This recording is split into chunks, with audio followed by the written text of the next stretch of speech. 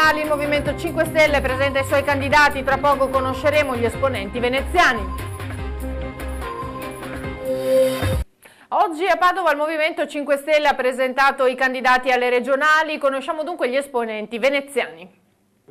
Sono 10 i candidati del Movimento 5 Stelle presentati in mattinata a Padova. 3 arrivano dalla provincia di Venezia. Anthony Candiello, originario di Marghera. Un territorio che porta grandi opportunità e sul quale si può lavorare per farne un punto di ripartenza dell'intero Veneto, perché è un'area che adesso in qualche modo va ripensata, va rivisto un modello industriale eccessivamente impattante e possiamo riprogettare l'area partendo da lì. Si parla di competenze e di nuovi modelli di sviluppo. Erika Baldin di Chioggia. La priorità è quella di far chiarezza per quanto riguarda le opere pubbliche, gli appalti e tutto quello che gira attorno alle tangenti che abbiamo visto in questi periodi.